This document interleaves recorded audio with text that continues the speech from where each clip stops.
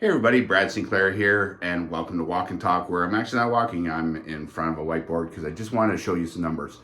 So I'm going to start off with the summary, because not everybody wants to watch the full video. But if you're interested where the numbers come from, watch the videos and I'll show you exactly where they come from. So budget. Budget for the library currently is $2.8 million. That's what they're budgeting, how much it'll come in at. So if you ask a councilor or one of the mayors, are we $1 million over budget? They'll say, no, we're right on budget. And technically they're right.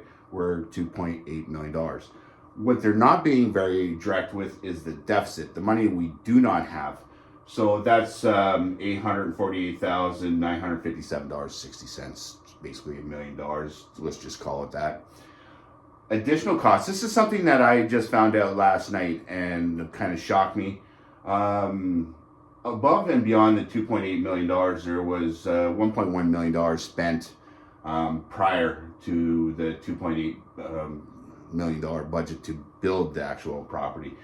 So the total cost that I can come up with, again using all Bancroft numbers, is $3,900,000. So $3.9 million.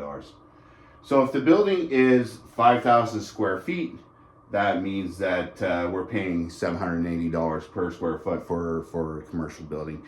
I'm not a commercial expert. I do not know if $780 per square foot is a good value for a dollar. Maybe somebody who knows commercial building can tell us if that's a good number or not. So watch the balance of the videos to see what you think. I have all the numbers broken down, so there can possibly be no more argument of what is actually going on. In front of my whiteboard, this is the only way I can explain it because there's so much argument going on of what's going on with the library. So I thought I'd just simply break it down to you, all the reports that I'm looking at, and show you why there is so much confusion and so many different ways that money is being talked about between the budget, deficit, So let's get into this here, and I'm going to show you. So the first set of numbers I'm going to show you comes directly from the staff report of February 24th of this year. So just so you understand, Bancroft partners with Rural Roots Developers in late 2024. Bancroft owns the main floor, which is the library and the common space. Rural Roots owns the above 40 units. They will be collecting the rent, not Bancroft. Bancroft will be able to property tax the rest of the building. Completion date December 31st. Original cost of the library was scheduled at $1.88 million. And how that was going to be funded was $749,000 by the Canadian government, Ontario government $624,000, and the town of Bancroft $500,000. That $500,000 came from the sale of Block 68, which is the old IGA property, which is $1.874900. Then COVID hit, new building cost $2.8 million, leaving a funding deficit of $1 million as described in this document. So if we go over here in the bank, Bancroft has $1.874900 in the bank. Fundraising so far is $76,142.40. So in the bank right now for the library is $1,951,042.40. Building costs $2.8 million.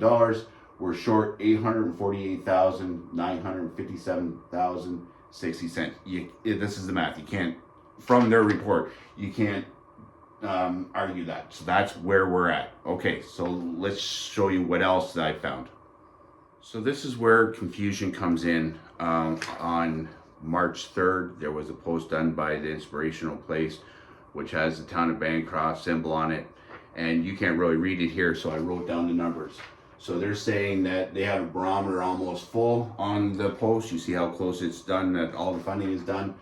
They're saying that $749,000 came from the government Canada, $624 from Ontario, $500 from Bancroft, $76,000, which we already discussed, was already fundraised.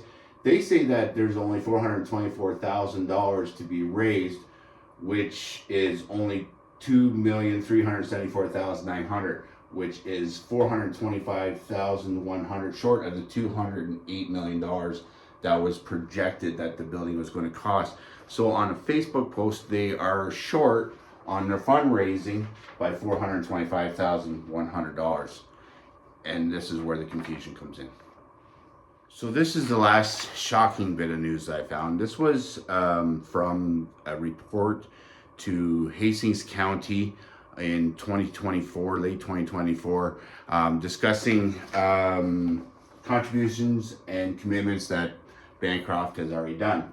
So land donation, $500,000. We gave Rural Roots the land that the library is on.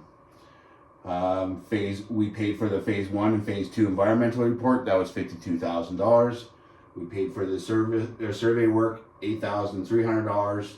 Road improvements and catch basins, $175,000. Development facilitator, not sure what that really is, but it was $40,000.